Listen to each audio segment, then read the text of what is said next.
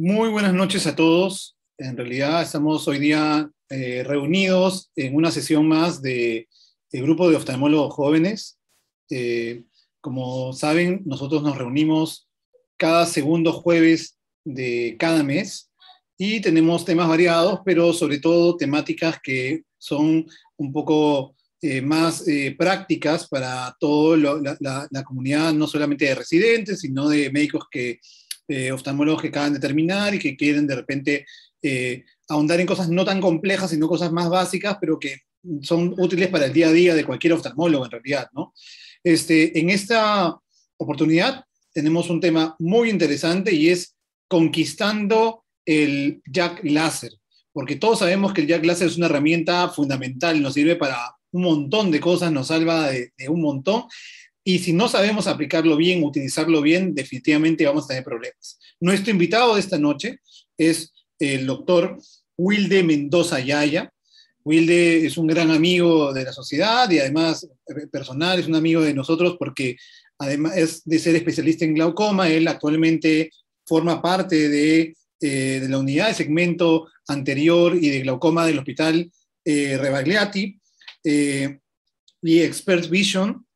Además, realizó su formación de fellowship en glaucoma en la Fundación Oftalmológica de Santander en la Foscal, ¿no? Ahí en Colombia, compartiendo un poco aulas con Walter, no sé si al mismo tiempo o estuvieron en algún momento, digamos, sucesivos, pero de hecho comparten una casa de formación, así que sabemos de tu gran calidad, Wilder. Te agradecemos muchísimo que en esta noche de fútbol, de partido, que todo el mundo también está un poco distraído y has aceptado exponer, y te agradecemos porque estamos seguros de que vas a aportar muchísimo en tus conocimientos. Por favor, adelante, Wilder. Al final de la sesión tendremos un espacio para preguntas y la moderación estará a cargo también de nuestro también especialista en glaucoma, Walter Sánchez, que hoy forma parte del grupo de oftalmólogos jóvenes de la Sociedad Peruana de Oftalmología. Adelante, Wilder. Muchas gracias, Santiago, por esa generosa presentación. Muchas gracias, Walter, también, y a la sociedad por permitirme dirigirme a todos ustedes. Entonces, permítanme, voy a activar la presentación. ¿Se ve correctamente? Perfecto. Sí, todo bien. Excelente.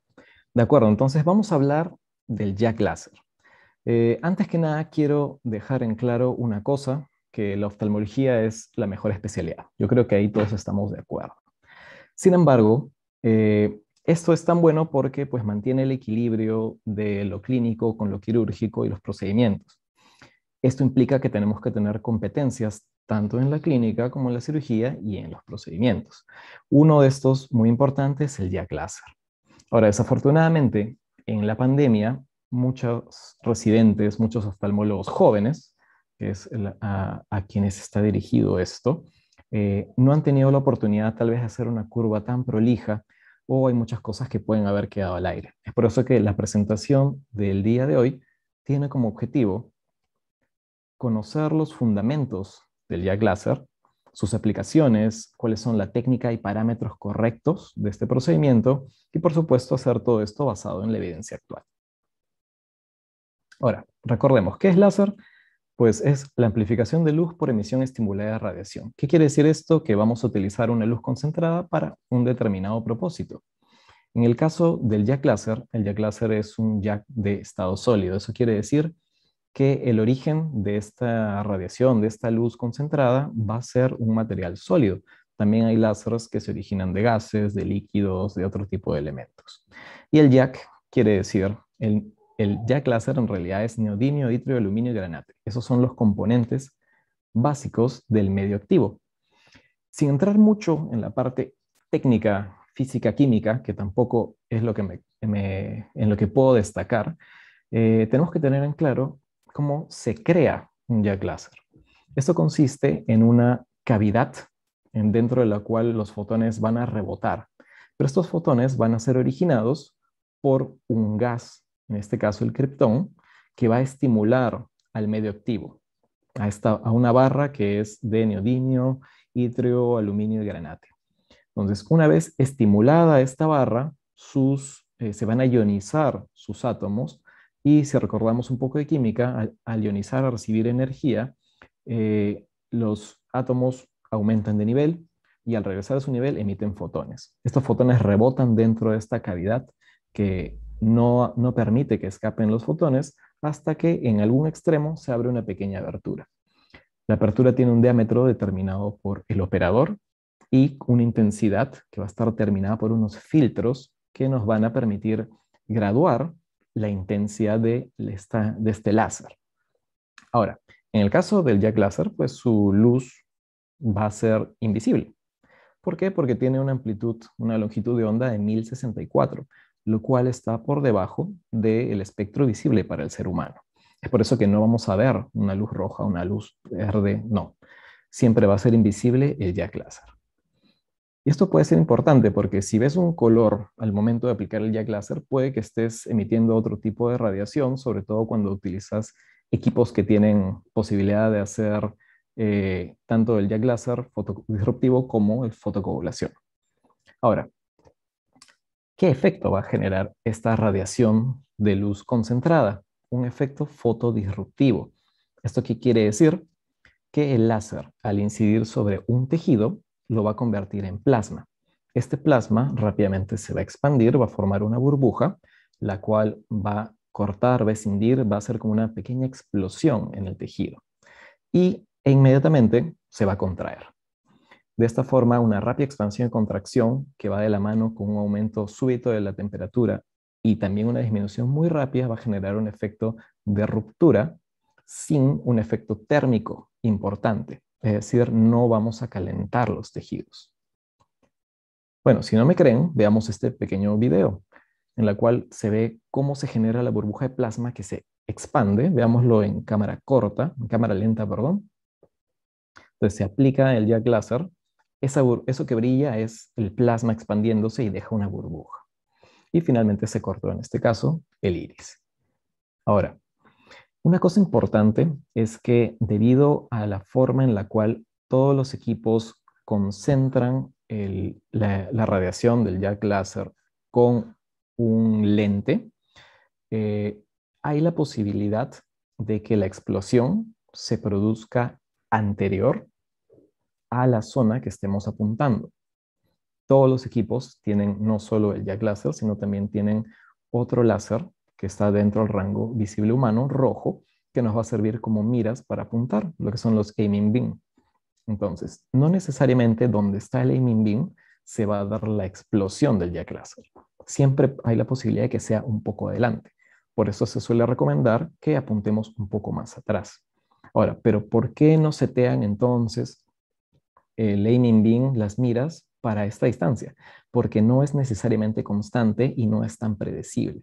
Entonces tenemos que saber que puede explotar un poco adelante, cuánto exactamente no sabemos, ¿de acuerdo? Pero hay que tener las precauciones adecuadas, ¿de acuerdo?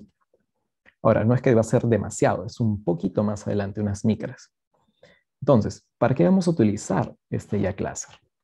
Lo más frecuente es utilizarlo para la iridotomía, para la capsulotomía, para romper sinequias en segmento anterior, cortar mechas vítreas, pero también para solucionar otros casos más complicados, cortar la hialoides, suturolisis inclusive también puede utilizarse, o cualquier otra lisis. ¿Por qué? El Jack Láser, ¿qué es lo que va a hacer? Fotodisruptivo, es decir, va a cortar, va a romper.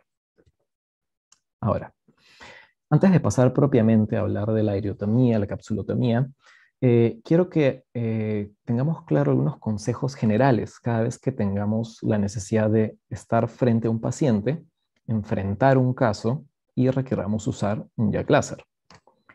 Esto va, como les comenté, específicamente enfocado hacia aquellas personas, sobre todo los residentes que no han tenido la oportunidad de hacer una curva muy prolija. Lo primero es conocer nuestro equipo. Hay diversas tecnologías, hay muchas casas comerciales, muchos fabricantes y cada uno va a tener un esquema diferente en la producción del Jack Láser. No todos van a tener el mismo tipo de mira, no todos van a tener la misma intensidad de poder con necesariamente va a surtir el mismo efecto. Y cosas tan simples como dónde se ubica el selector de profundidad nos pueden generar nerviosismo si no lo conocemos antes de estar frente al paciente. Entonces tenemos que conocer nuestro equipo. A su vez, hay equipos que hacen JAK y hacen SLT. Hay equipos que pueden hacer JAK y pueden hacer fotocoagulación, o equipos que pueden hacer también láser micropulsado. Entonces tenemos que saber cuáles son las propiedades, saber cómo encenderlo, cómo hacer el calentamiento, cómo preparar todo para que frente a un paciente no sea un motivo de inseguridad.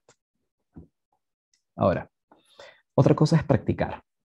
Algo muy simple es tener una hoja cuadriculada, encender el jack y empezar a disparar a los puntos, a las intersecciones o los puntos de tinta. Esto nos va a permitir familiarizarnos con cómo se comporta el aiming beam, cómo se comporta la luz si es que giro el brazo, si es que lo tengo de frente. Entonces, esto nos va a dar mayor seguridad una vez que estemos frente al paciente. Si podemos hacer la práctica con la lupa, también es un poco más difícil, pero nos va a familiarizar con el hecho de realizar un tratamiento de láser.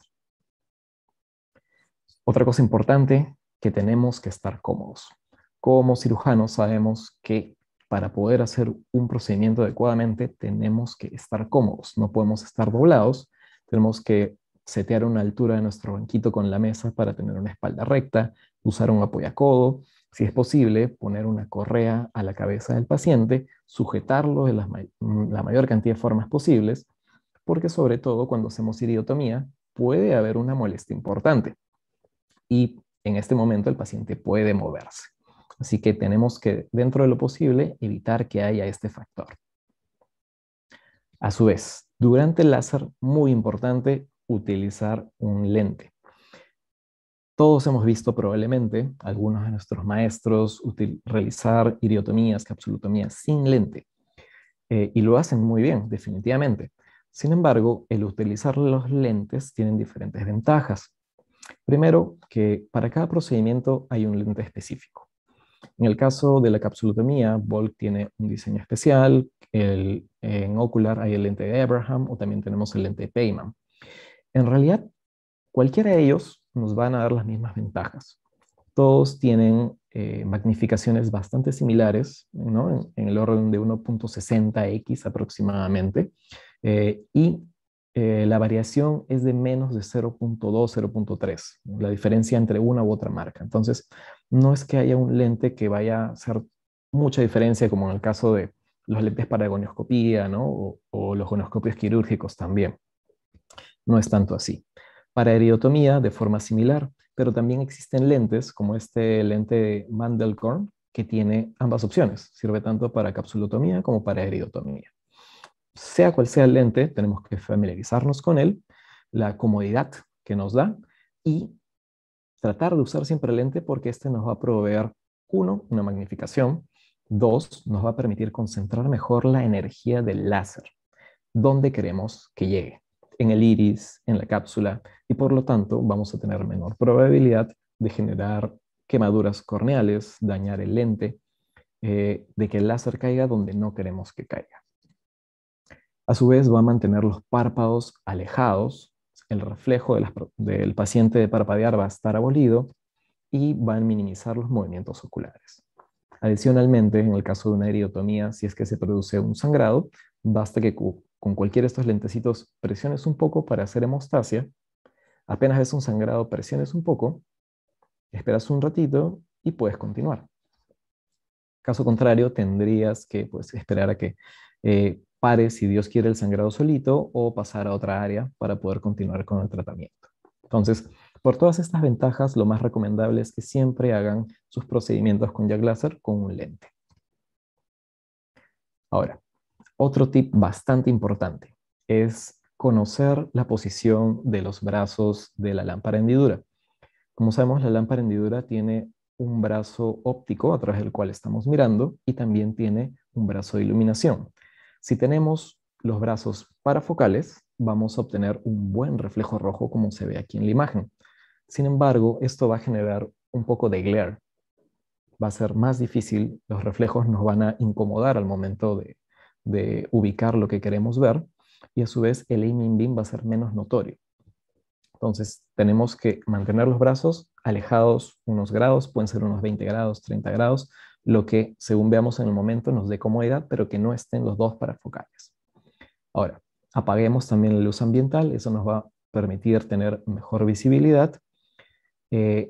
Modular la intensidad del aiming beam es lo último. Primero apagamos la luz del ambiente, luego disminuimos la intensidad del brazo de iluminación, y según cómo destaque o no el aiming beam es que le aumentamos la intensidad. Pero generalmente uno puede realizar cualquiera de estos procedimientos con la menor intensidad del aiming beam en cualquiera de los equipos. Ahora, por ejemplo, en esta foto, una vez que se lateralizó y se bajó la intensidad, bueno, no es el mismo ojo, pero se ve la diferencia. Aquí sería muy difícil poder ver la cápsula posterior. En cambio, en la imagen de la derecha se ve claramente la cápsula posterior. Igual abajo, si bien se ve aquí este puntito, si es que bajamos la intensidad, va a destacar mucho más. Entonces tratemos de utilizar una iluminación bastante baja para poder destacar lo que queremos ver. A su vez, tenemos que saber cuándo parar. Y esto tal vez es una de las cosas que es más difícil de aprender, ¿no? La prudencia tal vez viene de casa más de que sea algo que se aprende durante la formación del oftalmólogo.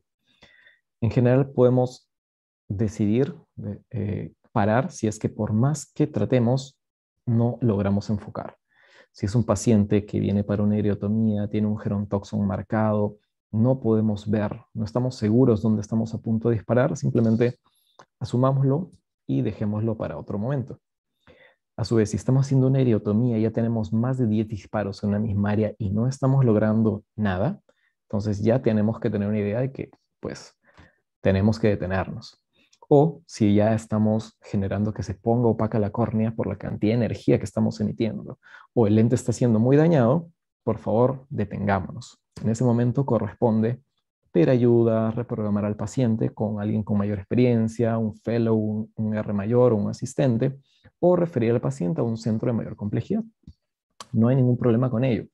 Recordemos que tenemos como premisa primum non nocere, que quiere decir, no quiere decir no sé primo, quiere decir que no hagamos daño. Entonces, por ejemplo, tenemos este lentecito aquí. ¿Qué pasó aquí? Yo imagino que la persona debe haber estado bastante emocionada pensando que estaba con una metralleta y terminamos con un lente dañadito. Tratemos de evitar esas situaciones. Y después, si hemos tenido problemas, hacer no el mea culpa, sino hacer el feedback. Es decir, ya, me costó ver. ¿Por qué me costó ver? Preguntar, ¿qué es lo que tengo que hacer para ver mejor en este equipo? Si utilicé demasiada energía, pensar bien, ¿qué pasó? ¿Qué tenía este paciente? Volver a verlo. Estaba la córnea ya de por sí muy poca para un gerontoxon, la cámara tenía una profundidad poca y por eso dañé. Entonces, veamos para aprender de nuestros errores. Ahora sí, hablemos propiamente de la iridotomía, que es un tema muy interesante, sobre todo para los glaucomatólogos. Entonces, como sabemos, la principal indicación de una iridotomía es un Van Heering de 0 o 1, ¿no es cierto? Por supuesto que no. El doctor Van Heering, déjenlo descansar, por favor. Esto ya está un poquito quedado. Comprémonos nuestro gonioscopio, si es posible de indentación, porque lo que tenemos que saber es que la iridotomía va a estar indicada cuando tengamos una sospecha de cierre angular o un cierre angular confirmado que tengan como mecanismo un bloqueo pupilar. Y está en cursiva porque eso es lo más importante. La iridotomía te va a aliviar el bloqueo pupilar, no te va a aliviar un ángulo que esté cerrado por un cristalino intumescente, un ángulo que esté cerrado por quistes retroidianos o por cualquier otro mecanismo. Entonces tenemos que buscar el bloqueo y ahí vamos a saber que nuestra iridotomía va a ser exitosa. ¿Cómo preparamos al paciente? Esto es bastante estándar. Sabemos que tenemos que colocarle mióticos, pilocarpina al 2% cada 10 minutos, durante una media hora aproximadamente. Suelen bastar 3-4 dosis. Lo importante es que cuando vayamos a hacer la iridotomía, busquemos el reflejo pupilar. La pupila tiene que estar pequeña y fija. Si es que no está fija, al momento que hagamos el primer disparo, el iris se va a abrir. va a tener una midriasis media, y como esta midriasis va a estar mediada por prostaglandinas, ya no va a responder a que le sigamos poniendo pilocarpina, no va a responder de la misma forma, y vamos a predisponer también al paciente a que tenga un mayor dolor si continuamos el procedimiento. Entonces, asegurémonos de que el iris está bien cerrado, que sea como una tela que está tensa para que al momento de dar el golpe con el jack láser sea lo más efectivo posible. Ahora, tenemos que tomar en cuenta el control de la presión. Sabemos que después de hacer un procedimiento de láser se puede elevar por el proceso inflamatorio la presión intraocular. Se recomienda alfagonistas como la brimonidina, pero también se puede utilizar beta bloqueadores, inhibidores de la anhidrasa carbónica, unos 30 minutos antes. Entonces, al momento que le dicen a la enfermera o a la técnica, vaya poniéndole su gotita de pilocarpina, también que le ponga una gota de un hipotensor. Por supuesto, el anestésico tópico de elección y colocar gel en la interfase del lente. Ahora, ¿cuánto gel colocar? Tenemos que colocar apenas un poquito. No es necesario que esté rebalsando la copa de la lente, porque si no va a haber un excedente que va a quedar en las manos y también nos va a dar cierta incomodidad al momento de trabajar. Entonces, aquí tenemos algunos ejemplos de iridotomía. Quiero que nos tomemos un poco de tiempo, unos segundos, para ver estas y que hagamos, que analicemos cuál de estas nos parece la mejor, cuál nos parece la peor, y en un momento vamos a hablar al respecto. ¿De acuerdo? Ya vieron aquí cómo está colocada, aquí está a un costado, aquí está arriba, acá está a las 12. Entonces tenemos, y acá está abajo inclusive, todas iridotomías que he encontrado en Google. Ninguna de estas es mía o de alguien que conozca.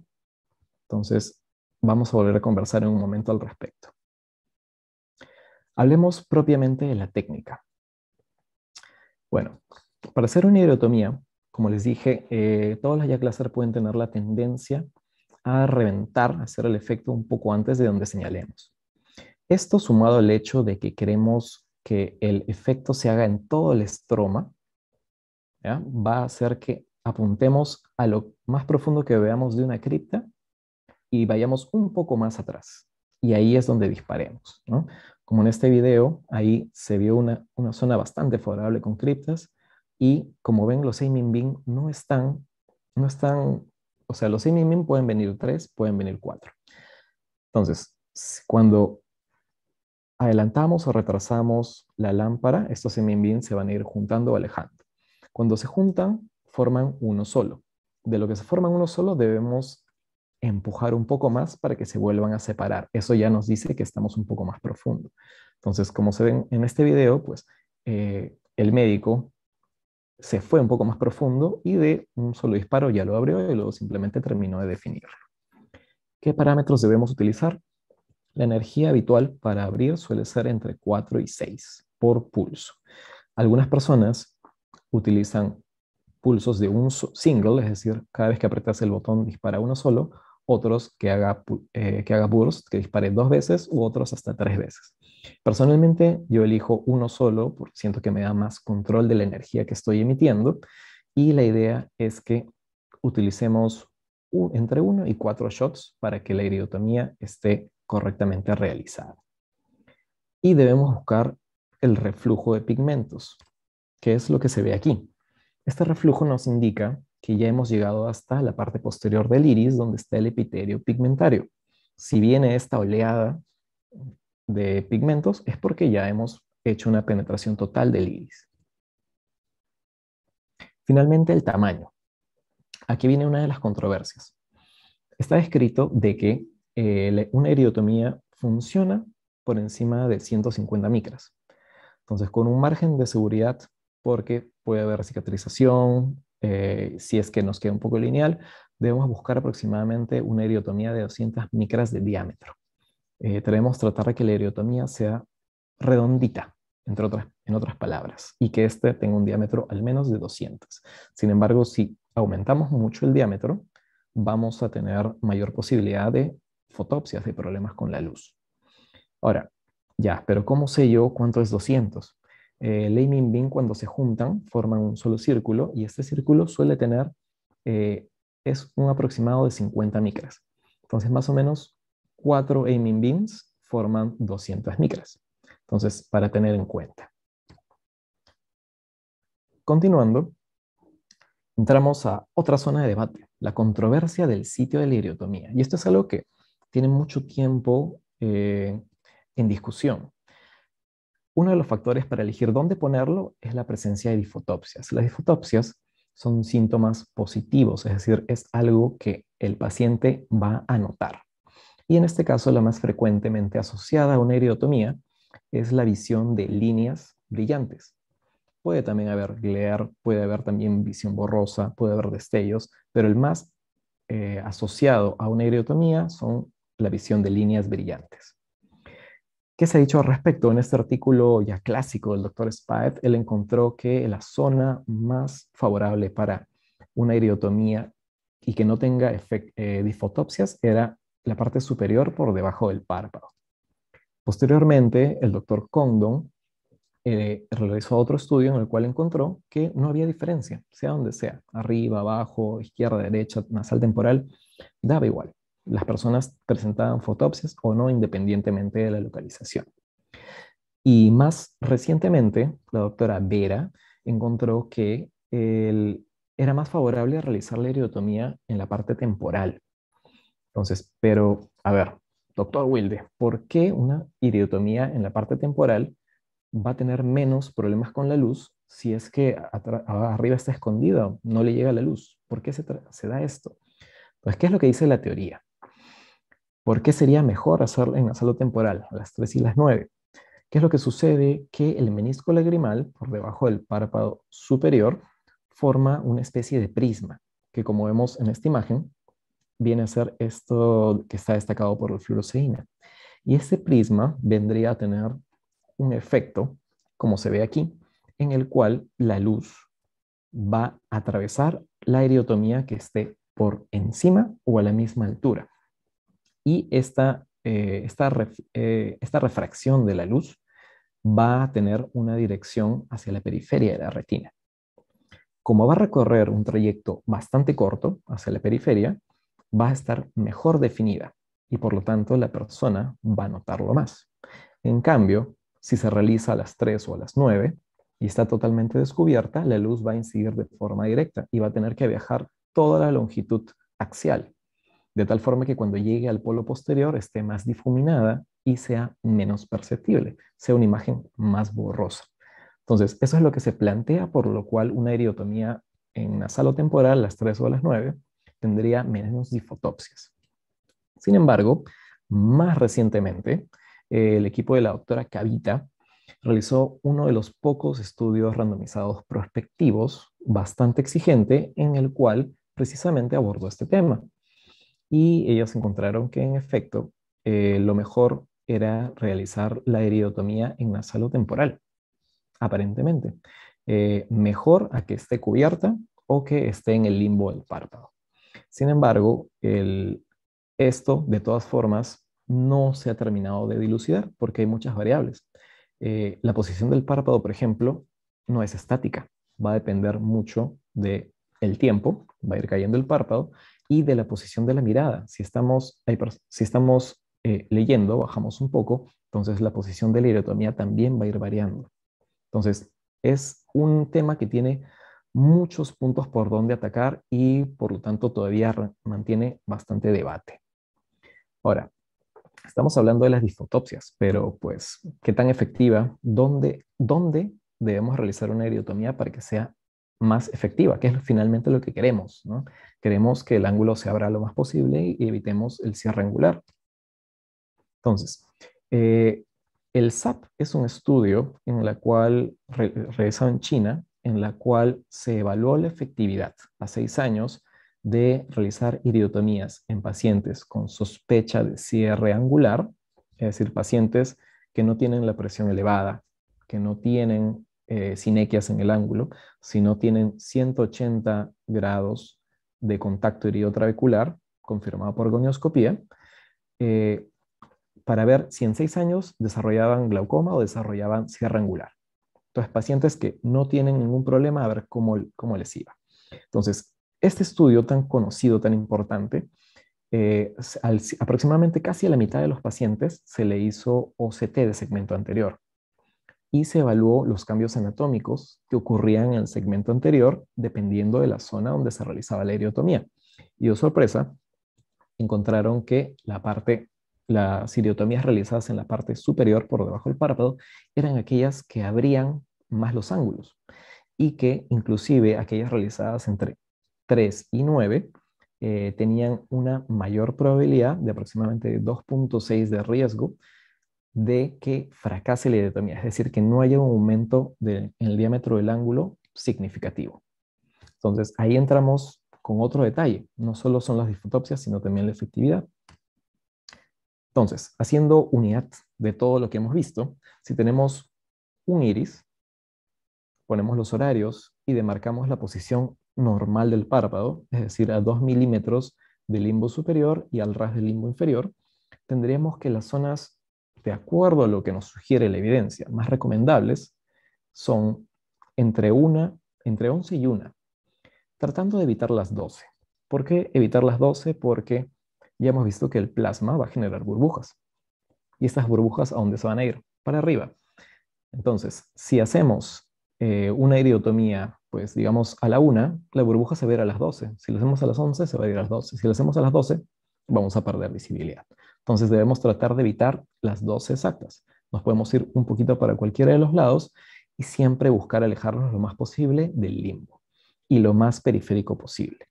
Ahora, aquí entra a tallar bastante la experiencia también, porque mientras más experiencia tenemos, más fácil nos va a ser realizar una iridotomía lo más periférico posible.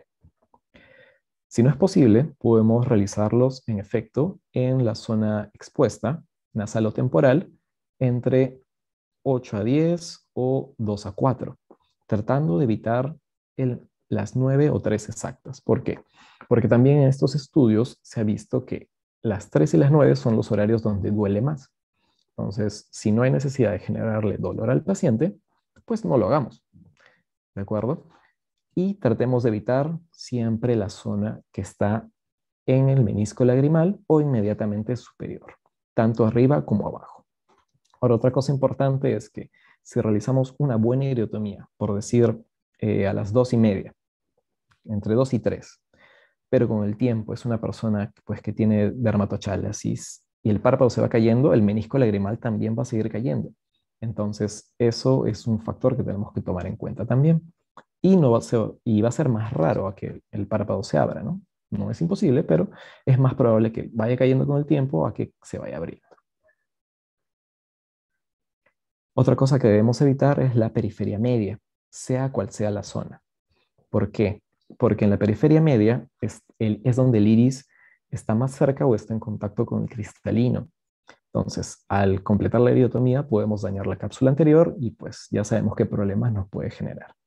Entonces, esto no está escrito en piedra, es la sugerencia en función de lo que se ve en las evidencias y estoy seguro que más de uno tendrá algún comentario al respecto. Pero esta es la recomendación que quiero darles el día de hoy. Y volvemos a ver estos iris, estas iridotomías. Según lo que hemos revisado, pues la número 1 estaría un poquito grande, ¿no? Y está muy cerca al borde, probablemente no sea lo más recomendable. La segunda se realizó pues a las 3, tal vez dolió un poquito, se ve un iris bastante grueso. Ahora, tengo que hacer la acotación de que aquí estoy siendo un poco petulante, estoy siendo un poco de general después de la guerra, dado que estamos viendo el resultado de la iridotomía, pero no sabemos en qué situación fueron realizadas.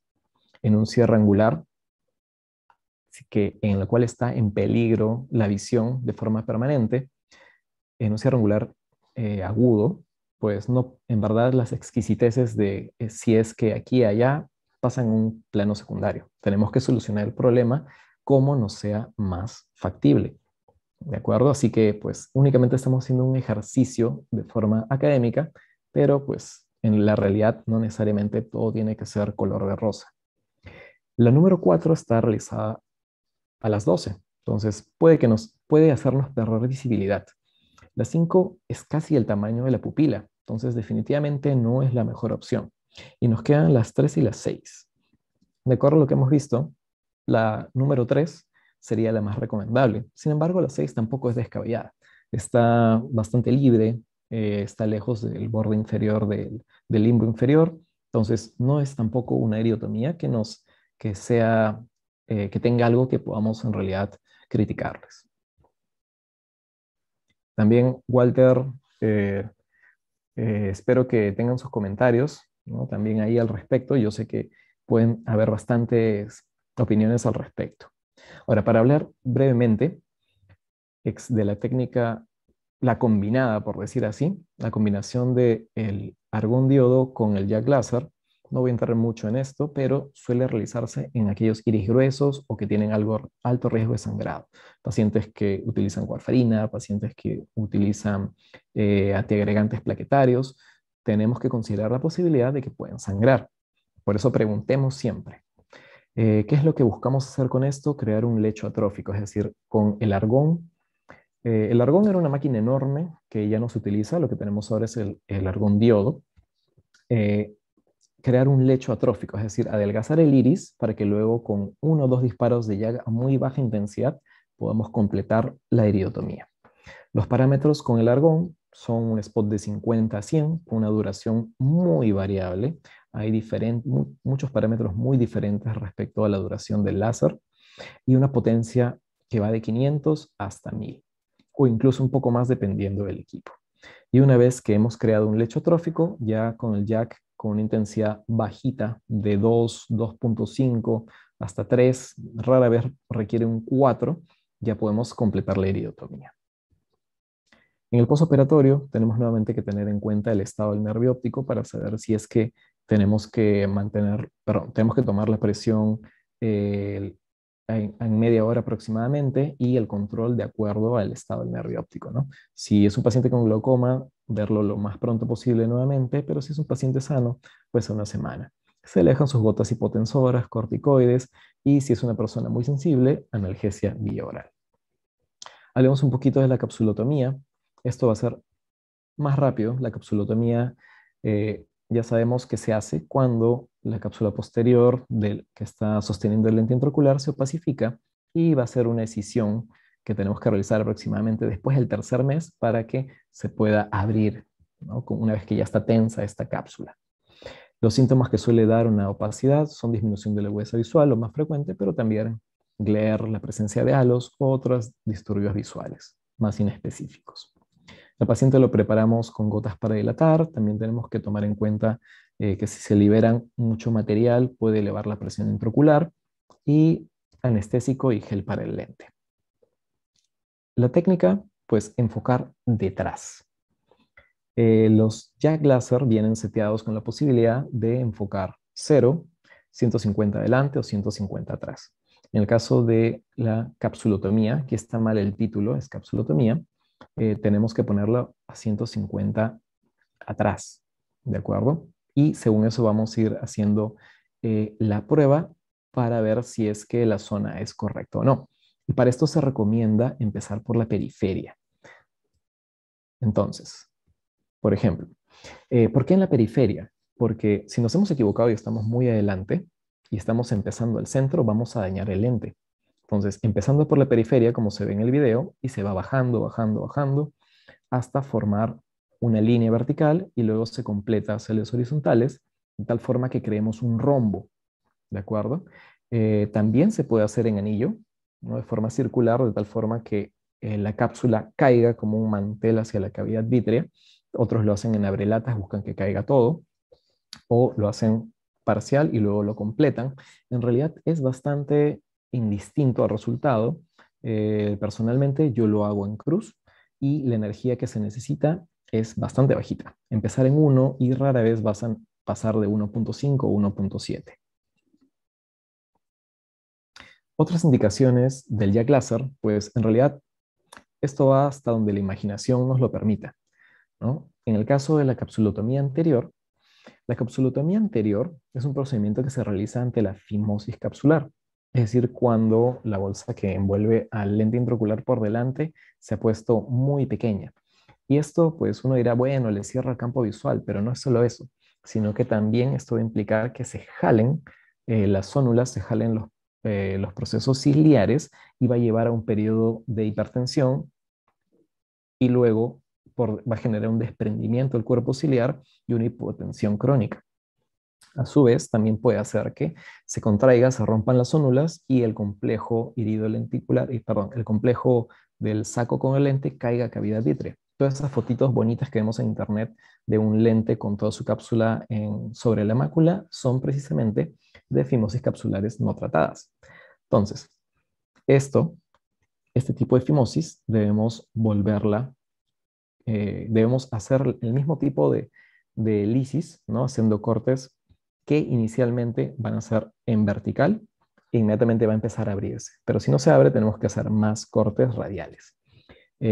Inmediatamente tenemos que ver, o sea, inmediatamente se va a ver cómo esto se empieza a abrir, ¿no? Como el video que tenemos aquí, que inmediatamente empezó a abrirse de forma lineal porque hay una tensión. Esta cápsula anterior está muy tensa. Por eso es que se forman esos trazos como si fueran, ¿no? un truenito, porque está librando esta tensión. De esta forma, haciendo esta capsulotomía anterior, disminuimos la presión intraocular, evitamos este desenlace tan negativo del complejo. Otras indicaciones, vitreolisis de bandas. Por ejemplo, aquí, en esta fotito, tal vez no lo pueden ver tan bien. Hay una mecha que está deformando la pupila. Con Jack se corta la mechita con energías bastante bajas también y la pupila regresa. Acá se ve como un poquito de ectropion, que el otro lado ya se solucionó. También algo muy interesante que encontré buscando videos de usos muy originales, encontré este video en el cual en vez de hacer un needling, es decir, se le colocan la mitomicina encima, pero luego no empiezan a atacar la cápsula fibrosa de trabeculectomía con la aguja, sino que se procede a realizar con Jack Laser cortes del tenon, ¿no? En las zonas donde no la encuentran, y se ve como rápidamente se libera la presión que estaba encapsulada. Entonces, es una técnica muy interesante. Personalmente nunca la he hecho, de casualidad lo encontré, pero pues busco ponerme en contacto con el autor a ver cómo le ha ido en su experiencia. Ahora, un poquito más allá, nuestros amigos del polo posterior también pueden utilizar el Jack Laser para eliminar los flotantes, ¿no? En este caso el doctor Singh se ve cómo está con la metralleta de Jack, haciendo que el plasma elimine los flotantes. Personalmente yo no me lo haría definitivamente, pero pues está descrito. Y también puede servir para cortar la hialoides en caso de hemorragias preretinales, ¿no? Entonces aquí parece Hiroshima y Nagasaki, pero es la sangre que está saliendo, que ha sido atrapada por detrás de la hialoides, ¿no? Entonces, en realidad, pues la imaginación no tiene límites. Cada persona puede encontrarle un uso dependiendo pues de las necesidades que tenga en unas ocasiones. Entonces, ¿qué tenemos como conclusión? Que pues la tecnología láser, el Jack Laser, tiene múltiples utilidades. Debemos individualizar los tratamientos. No todos los pacientes son iguales. Lo que les he mostrado hoy es una referencia general, pero nuestra experiencia y las particularidades de cada ojo nos va a indicar qué debemos hacer. Y por supuesto, leer, practicar, leer, practicar. Entonces, estoy atento a cualquier pregunta o anécdota que tengan también. Muchas gracias.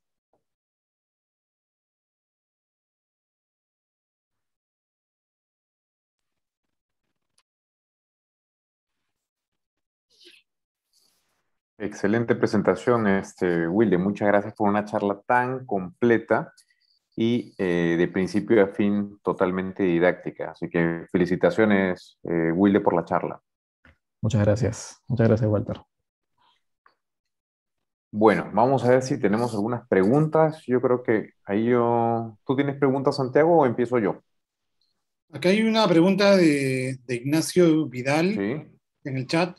A ver si para darle un poco pase al público dice,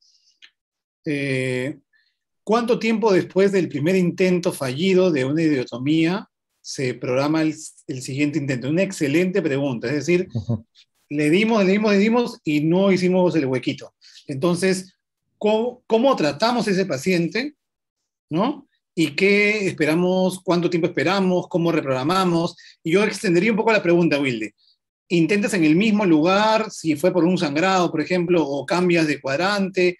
¿Qué te hace, digamos, cambiar de posición? a ver si nos podemos, porque es una situación que puede ocurrirnos en algunos casos, ¿no? Así es.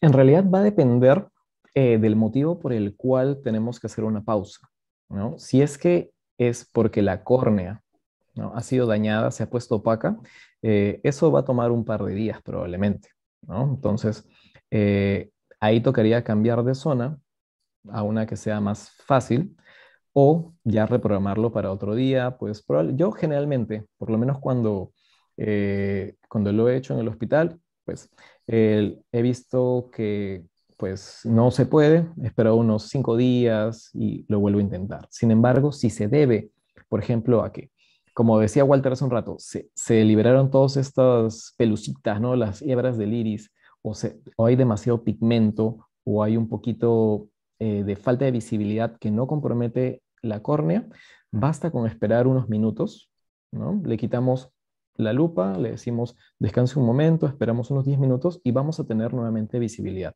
porque todo eso va a caer por gravedad, ¿no?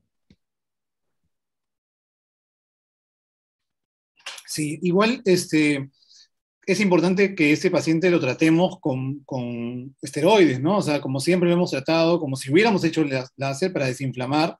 Eh, Tal cual lo dice Wilde, tenemos que ver por qué falló, si era un lugar muy grueso, una zona mucho más gruesa y yo tengo que cambiar de zona, si mi visibilidad fue mala, si de alguna forma tengo que cambiar de técnica. A veces me ha pasado que me doy cuenta que no voy a perforar así a 300 disparos o 5 sesiones y ahí trato de repente usar primero un argón, ¿no?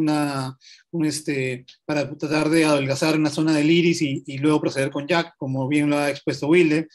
Sobre todo, ahí hay una pregunta que creo que lo tocaste, que lo mencionaste, pero es, ¿en qué casos recomendarías hacer esta combinación, ¿no?, de láser argón con Jack láser? Lo dijiste en la charla, pero de repente quedaría un poco para puntualizar esa Sí, indicación. en realidad la técnica mixta en algunos centros es la técnica de base. A todos los pacientes los pasan primero por argón y luego con el Jack láser, ¿no? Eso no es algo jalado de los pelos, no es algo pues nuevo, es pues la forma en que se ha hecho muchas veces y se sigue haciendo en muchos centros. La idea es que con el argón se cree un pequeño cráter, ¿no? De tal forma que sea una zona del iris muy adelgazada y que permita que con el jack, apenas con un disparo, se complete y ya se forme una estereotomía de bordes bastante regulares, porque a diferencia de solo el argón, que puede quedar las hebras del iris ahí como mechitas, perdón, con el solo el jack El Jack. láser, con el argón, pues definitivamente va a quedar un borde muy definido. El único inconveniente es pues que te consume un poco más de tiempo y que requiere la disponibilidad de ambos equipos, ¿no? Pero por lo demás, se puede hacer como regla en todos los casos. Ahora, en cuáles sí es definitivamente una ayuda muy buena es en los iris muy gruesos, ¿no? En efecto, como dice Santiago, si es que ves que no puedes, no puedes, no puedes y ves que el iris es grueso, porque a veces que empiezas, terminas, piensas que has perforado y dices, oye, este iris como que tiene doble iris, ¿no? Atrás tiene otra capa más. Entonces, ya, si ya estás teniendo problemas, puedes optar por hacer esta técnica. O en un paciente que es anticoagulado, que no le puedes, nadie le quita la anticoagulación a una persona para realizar una iridotomía, ¿no? Si le preguntas, cuando vas a hacer una iridotomía, tienes que preguntarle, ¿toma pastillas para la coagulación? Sí. Ah, bueno. Entonces vamos a programarle para un procedimiento que requiere el uso de dos equipos, ¿no? Y plantear las cosas desde esa perspectiva. Exacto, hay una pregunta, Wilde, hablando del argón, ¿no? O sea, y justo ahí también responde la pregunta de Álvaro Costa Viera que pregunta, ¿no? Sobre el hacer primero láser argón, luego Jack láser, ayuda a bajar el riesgo de sangrado en pacientes con tendencia a esta, o por ejemplo, usuarios de aspirina, warfarina, iris gruesos, ¿no?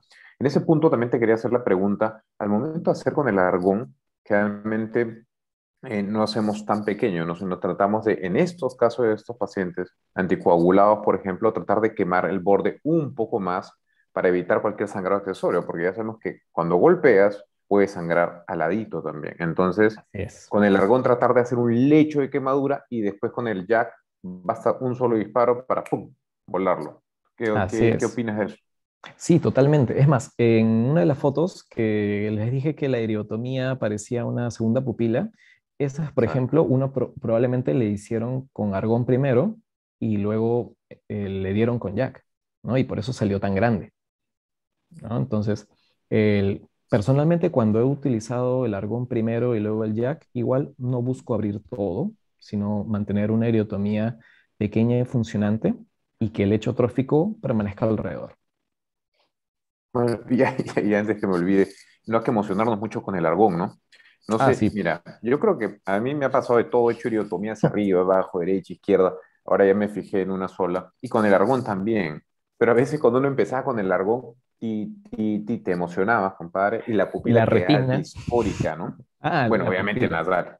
Ah, y el argón es la recomendación de usarlo nasal, porque Claro, temporal es más riesgoso por así el tema es. de la mácula, De la mácula, pero así es. en nasal a veces quedan discóricos, entonces no emocionarnos mucho con el poder del argón cuando estamos haciendo eso, ¿no? Claro, ahora, eso sí que se entienda muy claramente por la posición en la cual está el ojo, ¿no? Si es que perforas, porque el argón solito va a llegar a perforar si es que sigues dándole, dándole, dándole. Hacerlo en la zona nasal superior te va a hacer que le des a la retina periférica. Entonces, en cambio, en las otras zonas tienes más riesgo de que ataques de una u otra forma el polo posterior, ¿no? Y después le preguntan, señora, ¿y qué pasó? Aquí tuvo pues un aneurisma, ¿qué pasó? Le cauterizaron, no sé, el doctor Walter me hizo mi iridotomía, es lo único que recuerdo. Ahora, y sí, pues, eso es algo que tener en cuenta.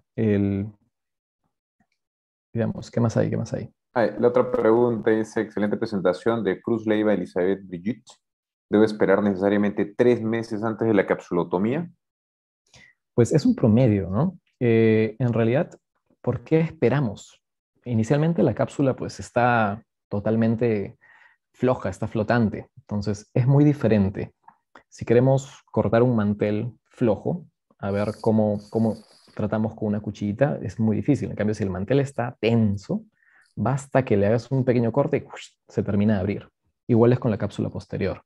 Entonces, queremos que ya esté lo más rígido posible para que podamos hacerlo de forma efectiva, ¿no? Y de cierta forma hagamos el corte y luego se termine de abrir solito, porque no es que la capsulotomía queda como uno lo hace con el láser, ¿no? Con los días se va a terminar abriendo, se va a terminar retrayendo. Entonces, y eso va a ser mejor cuando ya hemos esperado más tiempo. Sí, Santi, sí, yo ¿tú también creo esperas? que en el caso de capsulotomía, por ejemplo, hay situaciones en las cuales uno puede hacerlo antes, ¿no? O sea, pero la mayoría de veces no vamos a tener esas situaciones y la capsulotomía no va a ser necesaria eh, hacerla antes de los 3 meses, ¿no? Yo tuve un caso donde hubo una hemorragia y obviamente se impregnó parte de la cápsula y el paciente no veía.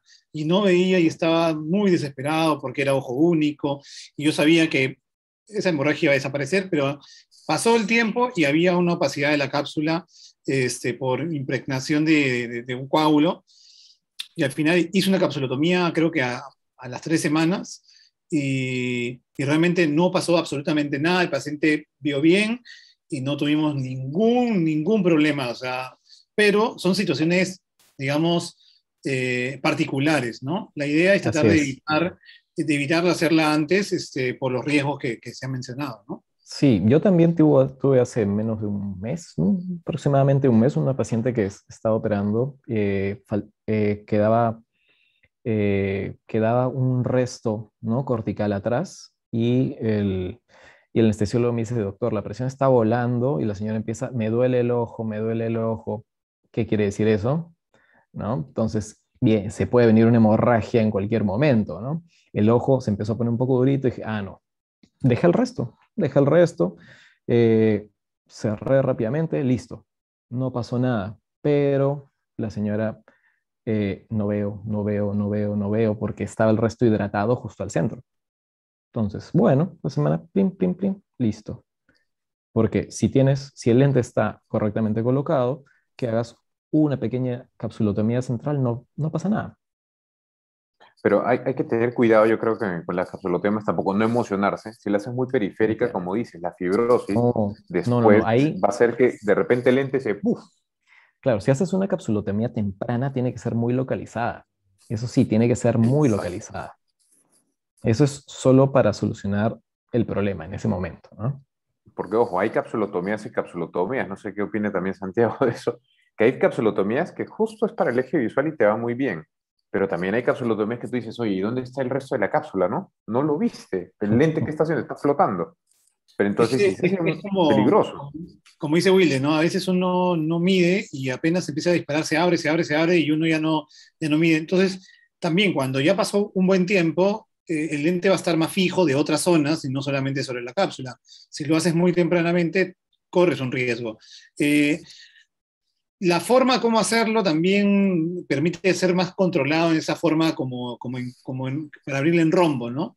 De Ujú. alguna manera yo tenía a veces la necesidad de hacerlo porque era muy fibrótica como abre latas, pero te suele quedar un resto grande a veces flotando y uno no sabe si realmente va esto a interferir en el eje visual, ¿no? Cuando uno lo Claro. abre en forma de rombo es mucho más sencillo controlar la cantidad que uno va a abrir y siempre hay zonas donde va a estar sujeto el lente, ¿no? Así que creo Sí, que esa es una de las formas más recomendadas, ¿no? sí, en verdad, yo, bueno, cuando, pues, revisando artículos, ¿no? En la residencia leí que, bueno, había estas técnicas circulares en abrelatas y, bueno, probé, pero en realidad sí quedaba un flap que a veces la persona cambiaba la posición de la cara y le tapaba, ¿no? Entonces, y para reabsorberse un flap tan grande demora más tiempo. En cambio, retraído chiquito, pues no pasa nada. Entonces, por eso, por ese motivo, además que también cuando lo hacemos en vertical, si bien el riesgo es que pasas por el eje visual y si tienes la mala suerte que el paciente haga un movimiento, puedes darle al lente, eh, simplemente tienes que ir descendiendo, ¿no? Descendiendo a la misma altura y lo puedes completar rápido. En cambio, si quieres hacerlo circular, tienes que mover en dos ejes y tienes más riesgo de perder el foco que has obtenido. Acá hay una excelente pregunta, Walter, Weldon. Es sobre si es, digamos, recomendable, si tiene alguna utilidad hacer dos iridotomías. Eso es algo que yo he visto en algún momento, que hacían varias iridotomías. ¿Qué podrías decirnos al respecto? Bueno, una iridotomía bien hecha no necesita otra. Personalmente yo nunca he realizado dos iridotomías porque pues si estás seguro que has perforado, tienes unos bordes regulares, tienes un diámetro bueno, en verdad no tienes por qué tener la inseguridad de hacer otra más, ¿no? No sé qué opine Walter. No habría mayor necesidad de hacer otra iridotomía. Como tú dices, si estás bien, lo ves en el control y el ángulo, lo que yo digo siempre es la gonioscopía. Si tú ves que tu gonioscopía a la semana de controlar a tu paciente está abierto, es porque tu iridotomía está bien. Abrió, cumplió la función y seguir el control. Y las iridotomías hay que visualizarlas, o sea, ver que el hueco esté ahí. No que la retroiluminación te puede engañar, ojo. Eso hay que tener mucho Exacto. cuidado. Tú retroiluminas y dices, ah, no, mira, ahí está la luz. Pero la verdad es que no está abierta. Ujú. Entonces, lo Puede que te tener una dice, membrana ahí. exacto, lo que te dice básicamente es la gonioscopía es lo que te va a mandar, lo que define básicamente todo este tema, ¿no? Así Claro, lo que es. ocurre es que yo sí he visto, o sea, estoy totalmente de acuerdo con ustedes, no sirve hacer dos iridotomías. Si hacemos una iridotomía y no abre el ángulo es porque la razón por la cual el ángulo está cerrado es porque o está sinequeado y no lo habíamos visto antes, o porque hay otra causa de cierre angular y no necesariamente era un bloqueo pupilar. Pero hacer dos o tres o hacer uno en cada cuadrante no va a tener ninguna utilidad, ¿no? Entonces eso es importante que quede claro, pero sí he visto una tendencia, he visto pacientes que han llegado con más de una iridotomía, ¿no? Y eso realmente no va a ser, y aumentamos el riesgo de tener estas complicaciones de fotopsias sobre todo porque vamos a tener obviamente varias entradas, ¿no? De luz, ¿no? Así Claro, que Sí, por supuesto, estamos hablando de pacientes con sospecha de cierre angular crónico, ¿no? Porque si estamos hablando de un cierre angular agudo, un CAPA, ya recuerden que el término glaucoma agudo a secas, pues no dice nada, es cierre angular primario agudo. Ahí puede cambiar la cosa, porque si la visibilidad no es buena y tienes la inseguridad de haberlo logrado, pues a veces puede ser que dices, uy, pero ya no llegué a perforar y la córnea se me puso turbia de nuevo, entonces puede que ahí sí optes por hacer otra porque piensas que no lo has logrado, ¿no? Entonces ahí creo yo que sí no sería descabellado hacer un segundo intento si no nos consta que hemos logrado lo que queríamos. Por eso, como les dije con las fotitos, verlo, el resultado únicamente, pues es un vistazo del momento, ¿no? No, no juzguemos tampoco del todo, ¿no? Los resultados que veamos de la cireotomía de otras personas, porque pues de uno también puede haberse dicho alguna cosa. Hay otra pregunta de la doctora Blanquita Zamora, que dice si es que has observado alguna reactivación de queratouveitis herpética luego de hacer, por ejemplo, capsulotomías con Jack Laser, ¿no? ¿No? Sí, bueno, mejor dicho, está descrito. Personalmente yo nunca lo he visto y espero que nunca me toque verlo con la iridotomía de nadie. Pero sí está descrito, ¿no? Cualquier tipo de láser puede reactivar una uveitis, ¿no? Sí, sí, de hecho estamos hablando de una de las cosas que hay que siempre manejar un buen consentimiento informado y cualquier tipo de láser, por más mínimo que nos parezca, tiene que estar siempre, tenemos que tener la posibilidad de que pueda reactivar alguna iriditis o en este caso una herpética, ¿no? Así que hay que tener cuidado con eso y estar atentos, ¿no? A si la inflamación está un poco mayor de lo que esperábamos, ¿no? Ujú. Y también hay una pregunta en la misma pregunta de la doctora Blanquita, dice, en relación a la localización de las estereotomías, ¿cuál es la experiencia en la tendencia sobre IP? ¿No? Creo que lo mencionaste también y de hecho, pero habría que puntualizarlo, ¿no? ¿Cuál es la localización más preferida en este momento donde tú lo haces, Will? La que yo prefiero es debajo de los párpados entre 11 a 1, evitando las 12 y lo más periférico posible. O sea, súper periférico trato de hacerlo, ¿no? De tal forma que pues sea difícil verla sin gonioscopía, porque eso es lo que me da la mayor tranquilidad de que el paciente no la va a sentir, porque prácticamente va a estar escondido por el limbo. Entonces, pues personalmente no he tenido pacientes que se quejen y yo les pregunto, como quien no quiere algo, cosa, le digo, visión de luces, rayitas por ahí, no. Perfecto, yo Entonces, opino lo mismo. Yo también siempre lo hago supronasales, todas mis ciriotomías, lo más cubiertas por el párpado y totalmente periférico, ¿no? Que es lo más difícil. Cuanto más periférico lo haces, el láser no va exacto, no va directo, entonces te va a demorar quizás un poquito más y es un poquito más difícil. Más bien, había otra pregunta que hace el doctor Kenji Gastelo. Dice, buenas noches, excelente ponencia. Mi pregunta es, cuando hay fibrosis subcapsular, ¿qué parámetros recomiendas?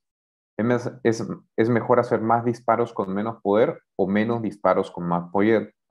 Y hay otra que está relacionada, que habla también del poder del láser, ¿no? O sea, ¿cuáles son los parámetros que no recomiende? Yo pienso que es relativo. ¿Qué opinas, Wilde?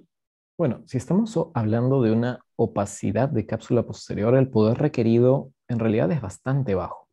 Yo pongo uno y con eso generalmente se soluciona. Si estamos hablando de una opacidad de cápsula posterior, si ya estamos hablando de eliminar restos corticales, ¿no? Si ya estamos hablando de restos de catarata que queremos eliminar, definitivamente vamos a tener que utilizar un poco más de poder, hasta 1.5, 2 ya me parece demasiado, ¿de acuerdo? Lo más que he utilizado para un resto bien grueso, que pues era un tronco que estaba ahí colocado, ha sido 1.7, me acuerdo. pero en realidad para este tipo de membranas no se necesita mucha energía. Perfecto. Ahí hay una pregunta de la doctora Amelia Serrate. Muchos saludos a la doctora Amelia. Dice, doctor Doctorita. Wilde, felicitaciones, muy didáctico y rompiendo mitos. Es algo muy bueno. Si es un paciente con uveitis, que es la maestra de todas las inflamaciones, la doctora, dice, ¿qué hay recomendaciones? Pues bueno, que la doctora Amelia me pregunte una recomendación para uveitis, no sé, se siente un poco mal, ¿no? La maestra en uveitis, ¿no? Bueno, pues igual que todo, tenemos que, o sea, no tenemos que olvidar que el realizar una iridotomía, un procedimiento láser, es una mini cirugía, ¿no? Entonces, ¿qué tratamos de buscar en una cirugía? Tratamos de buscar, en caso de uveitis, que la tenga tranquila el mayor tiempo posible, ¿no? Entonces, si es una indicación por un cierre, una sospecha de cierre angular, un cierre angular primario, no relacionado propiamente a la uveitis, aunque un área bastante gris, tratar de esperar lo más posible. Pero en las uveitis muchas veces vamos a entrar de emergencia. ¿Por qué? Porque se generan las sinequias al cristalino, el iris bombé. Entonces, en esos casos, pues en realidad no tenemos de otra más que entrar en caliente. Ahora, por supuesto que estos pacientes deben ser preparados con corticoides tópicos, si es posible con corticoides orales. Nunca he llegado al extremo de utilizar tratamiento endovenoso, ¿no? Sé que la doctorita le gusta antes de las cirugías colocarle bolos, ¿no? De hidrocortisona antes de la cirugía, 100 miligramos una hora antes, 100 durante, y con eso va muy bien para una cirugía, pero yo nunca lo he hecho para un láser por uveitis. Y sobre todo también una recomendación en esos casos es el tamaño, ¿no? De iridotomía, ¿no? Que sea un poco más grande, porque de hecho suelen ser iridotomías que se van a cerrar. Entonces tenemos que hacer una iridotomía grande, ¿no? En esos casos, eso ahí ya no importa mucho las recomendaciones que hemos estado dando. Si se trata de un caso de uveitis, obviamente de los casos bravos a los que se enfrentan seguramente el equipo de UBIA de Lino, en todo caso, y la maestra Amelia, definitivamente tiene que ser una anatomía más grande, Así ¿no? es, en esos casos, pues la historia cambia totalmente, ¿no? Ahí ya no estamos buscando disminuir la fotopsia, estamos buscando salvar el ojo en un momento crítico. Entonces, ahí tenemos que valernos de la zona que el ojo nos permita y garantizar que se mantenga permeable el mayor tiempo posible, porque pues es muy, muy frecuente que se cierren, como comentas, Santiago. Will, hay una pregunta del doctor Dino Nateri. Muchas gracias, doctor Dino, presidente de la Sociedad Peruana de Oftalmología, que está presente siempre en las sesiones de nosotros. Dice, en pacientes pseudofáquicos con sinequias periféricas que causan esa discoria de la pupila e interfieren con el eje visual, ¿se puede utilizar el JAK en la parte del esfínter pupilar? ¿No? A veces se genera estas sinequias a nivel, ¿no? Así es, sí, y hay una técnica especial para eso inclusive. La idea, bueno, antes que nada, muchas gracias, doctor Nateri, por estar presente en la charla. Es un orgullo poder responder una pregunta suya.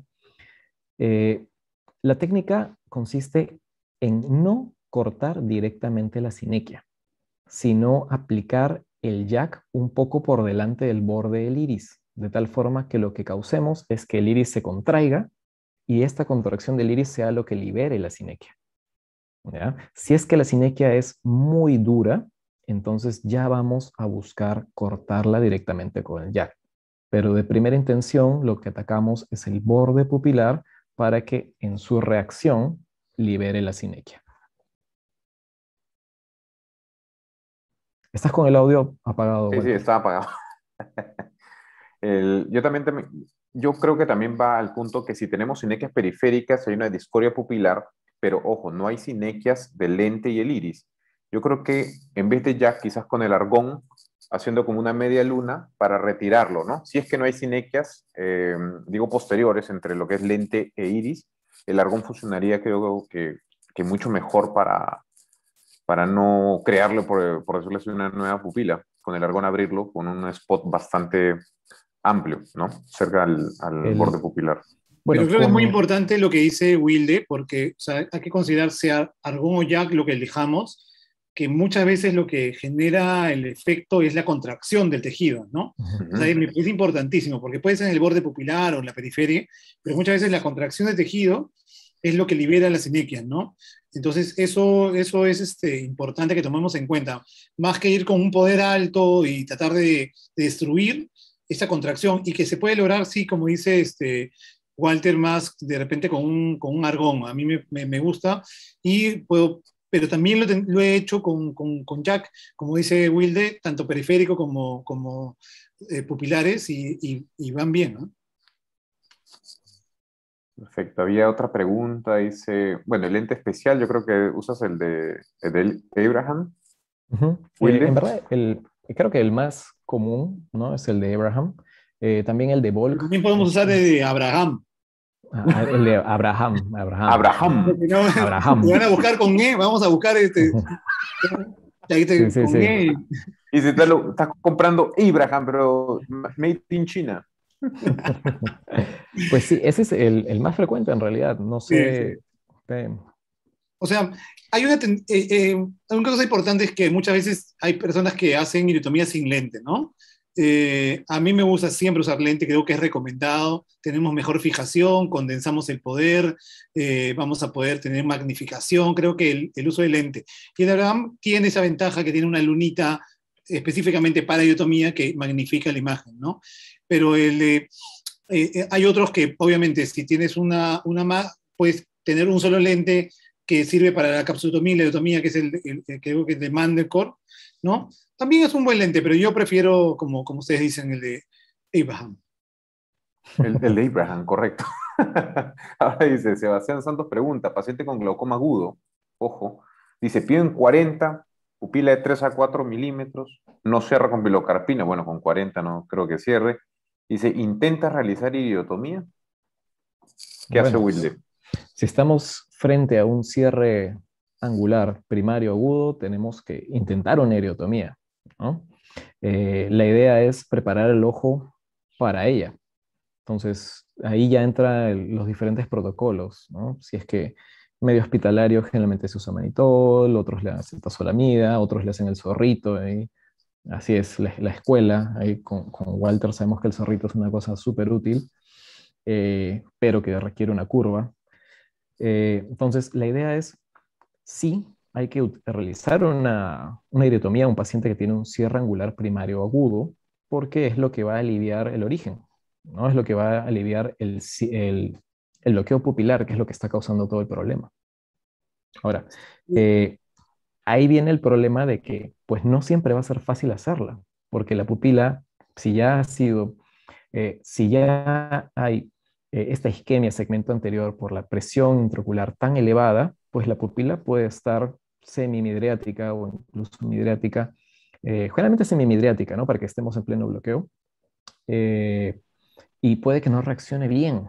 Ahora, otra cosa es que con presiones tan elevadas le pones gotas y no va a traspasar la superficie de la córnea, ¿no? Entonces, por eso tienes que tratar de bajar la presión con medios osmóticos o vía oral, ¿no? Para que puedas también realizar el procedimiento.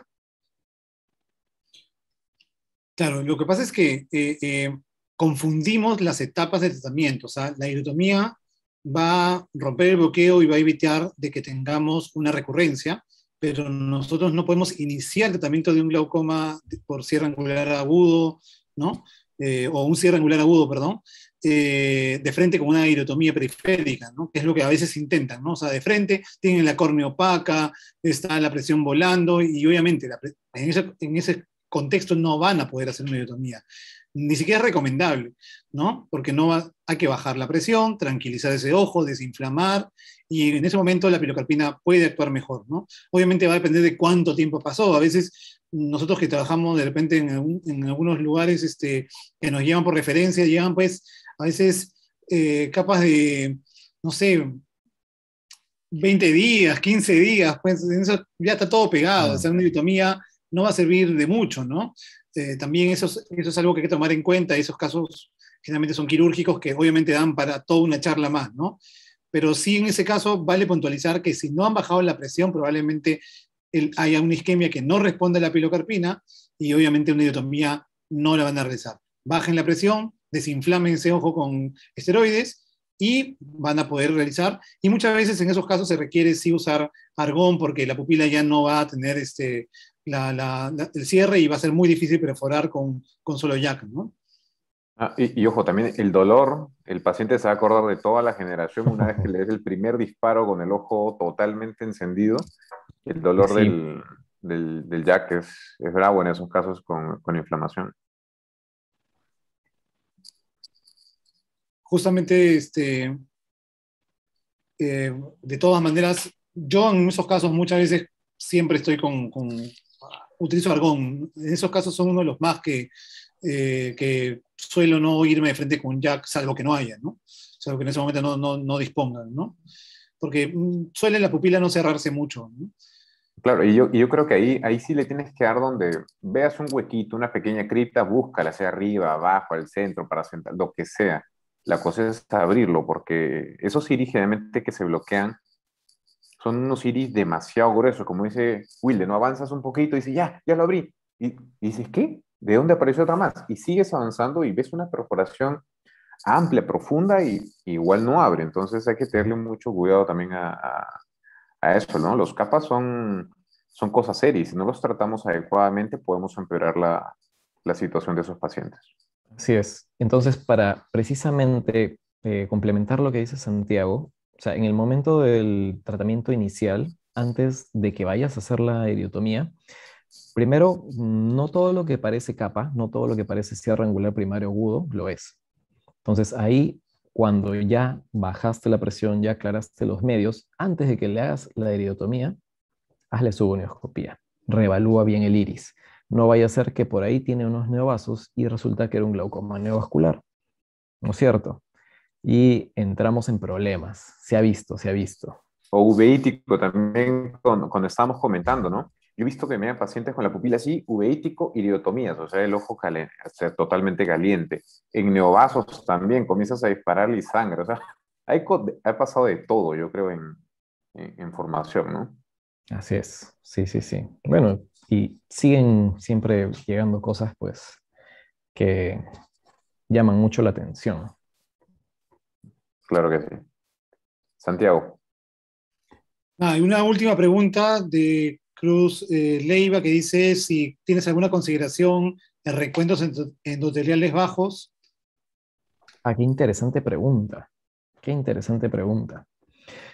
Bueno, el, para empezar, ¿por qué está bajo el recuento? ¿No? Es una enfermedad corneal, es un paciente que tiene un cierre angular crónico que ya el endotelio ha sufrido demasiado. Entonces, porque la respuesta puede tener que ver con el origen también de todo el problema. Entonces, siempre tenemos que buscar atacar el mecanismo. Ahora, si es un paciente que por mala suerte tiene un bajo recuento y tiene una sospecha de cierre angular y tenemos que hacerle algún tipo de procedimiento como una iridotomía, pues, ¿qué hacemos? Yo personalmente le trato de darle acetazolamida para tratar de bajar un poco la presión, alejar lo más posible el diafragma. Consideraría definitivamente realizar la iridotomía en la zona más fácil, sin interesar tanto la posibilidad de fotopsias, donde vea una buena cripta, hacerle con la menor energía posible y definitivamente sí le haría primero el argón. O sea, le haría una buena zona localizada con argón y luego de eso ya le completaría con la menor energía posible YAC. Porque entre los dos, definitivamente, el argón es lo más perjudicial para la córnea, mucho más que, perdón, el YAC mucho más para la córnea que el utilizar el argón. Perfecto. Y quizás una última pregunta, que eso siempre va a ser un debate, ¿no? Del tema de idiotomía o catarata, o en qué casos lo haces y en qué casos no lo harías.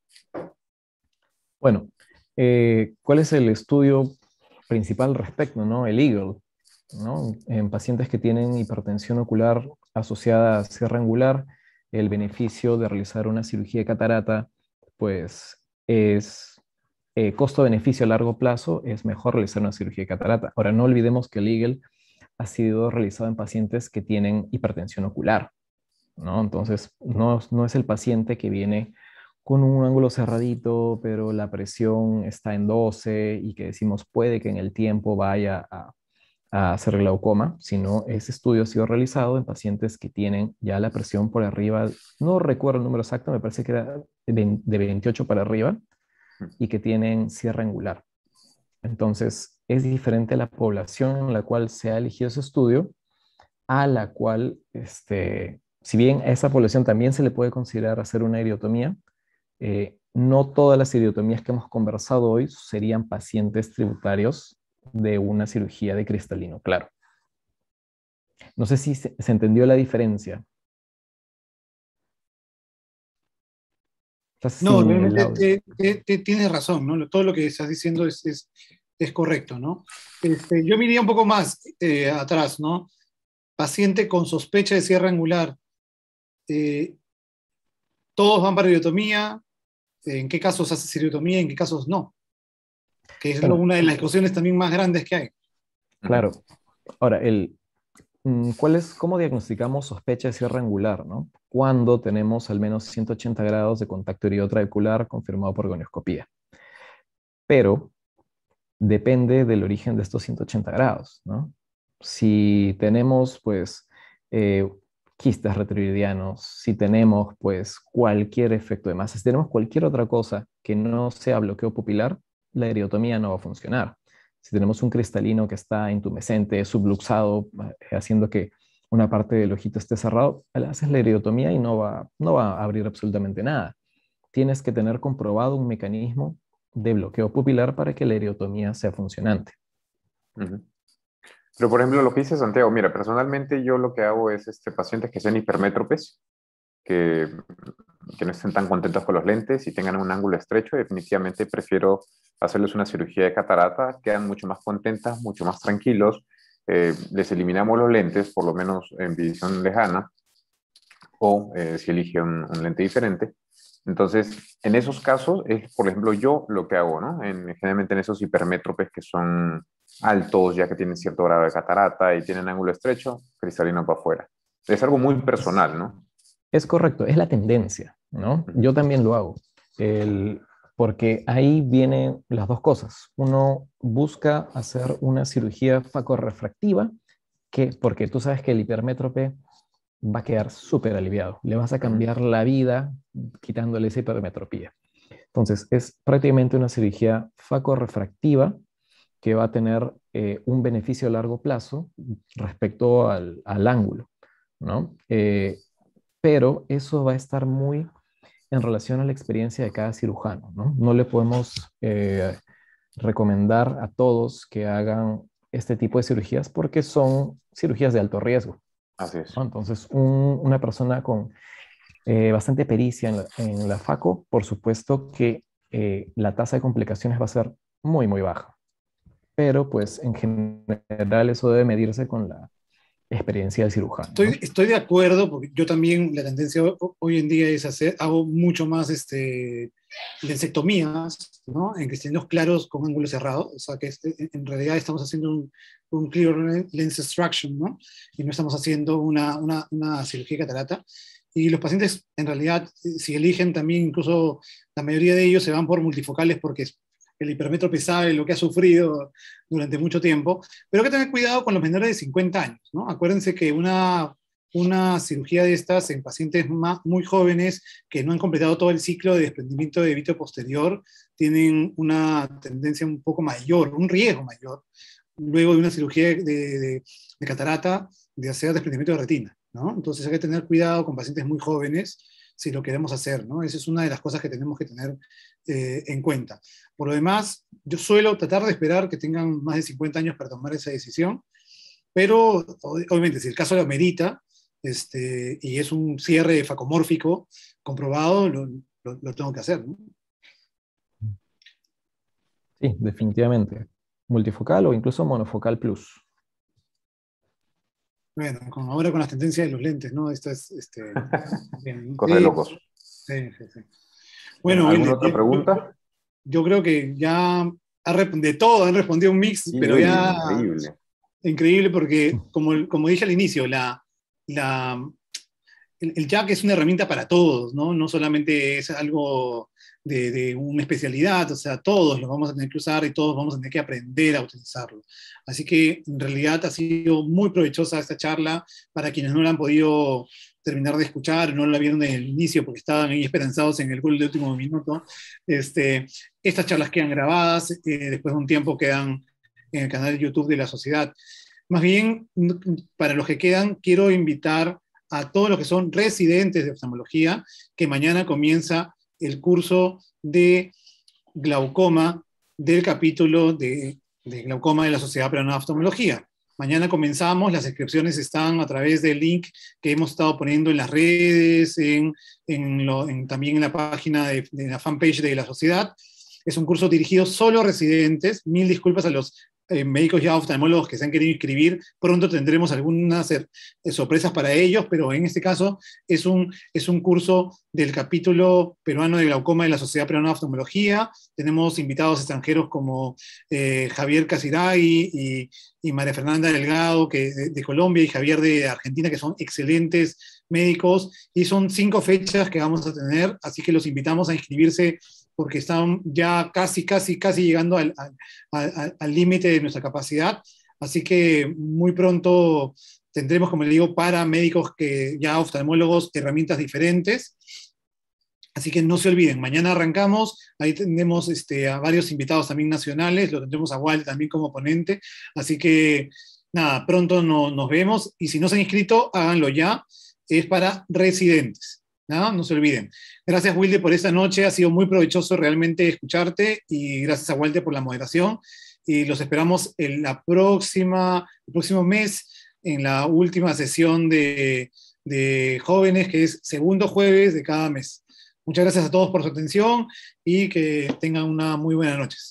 Muchas Un gracias. abrazo, Santiago. Chao, Pepito. Un abrazo. Cuídense mucho. Nos vemos. Chao, chao. Faltó el Pepe. No, ese es en interno. Chao, un abrazo.